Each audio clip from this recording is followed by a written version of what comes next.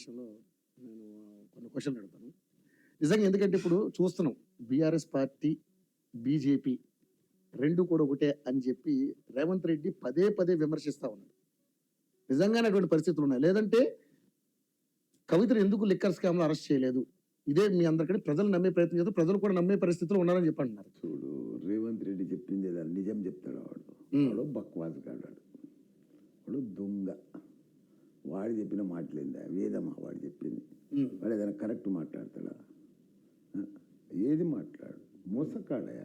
ఓటుకు note case ఆయనని కట్టుకొని ఆయన మాట్లాడితే ఆయన చెప్పేది వేదమా? అంటే ఆయన ఏదో మామూలు మనిషి కాదుగా తీసేయడానికైనా. పిసిసి ఎంపీ అయిపోయాడు, ఏదో పిసిసి కొనుక్కున్నాడు, ఓడి సీట్లు అమ్ముకుంటున్నాడు, పెద్ద మనిషి. మన బ్యాక్గ్రౌండ్ ఏంది? నువ్వు బ్లాక్ మెయిలర్, ఆయనని పట్టుకొని నువ్వు పెద్ద బ్యాక్గ్రౌండ్ పెద్ద మనిషి లెక్క మాట్లాడతావు. ఓకే, బీజేపీ పిఆర్ఎస్కి ఎట్లా దోస్తుంటుంది? ఏ లెక్క దోస్తున్నది? ఎల్ల పార్ట్నర్షిప్ ఉంది, ఎల్ల కలయిక ఉంది? ఏడలేదు, ఏడలేదు, ఉండదు కూడా.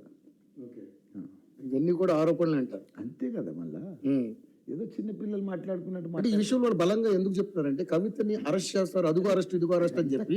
కేసు కదా, ఈడి కేసు. వాళ్ళు ఎప్పుడు చేయాలనో అప్పుడు చేస్తారు, ఎప్పుడు చేయాలనో అది కంటిన్యూ ప్రాసెస్ కదా.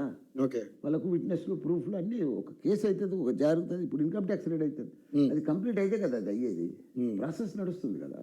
ఆ రోజు మరి మీ మీద రైడ్ జరిగింది, చాలా రైడ్స్ కదా. ఓకే, ఎలా దాన్ని ఎలా ఎదుర్కొన్నారు? అది కొత్తగా ఏం కాదు కదా రేడ్ అనేది. చూడు, 3వ సారి నాకు రేడ్ అయ్యేది. అదేం పెద్ద మామూలు ఏం కాదు, ఎవరి పని వాడు చేసుకొని పోతారు. ఇన్కమ్ ట్యాక్స్ ఆ రోజు బీజేపీ చేయించిందని మీరు రాజకీయంగా మస్తుగా మాట్లాడతాము. రాజకీయంలో గద్ద కూడా మాట్లాడరా చెప్పు? గమ్ముతున్నది ఇది.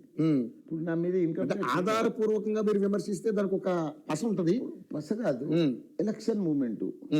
ఎలక్షన్ ముందు నేను ఒక మినిస్టర్ను, మరి నాది రేడ్ చేస్తే ఎప్పుడు ఏ టైంలో అవుతుంది? బీజేపీ చేపిస్తుంది కదా. ఈడీ కూడా చేసారు, బీజేపీ చేస్తుంది కదా. మరి ఏ టైంలో చేస్తారు వాళ్ళు? ఖాళీ ఉన్నప్పుడు చేయాలి కదా. స్టార్టింగ్లో ఎలక్షన్లు అయిపోగానే చేయాలి కదా, చేయలే.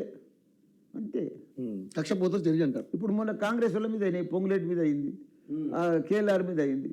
మరి కక్షపూరితం మీద అది కాదా? ఎలక్షన్స్ అంటే కదా.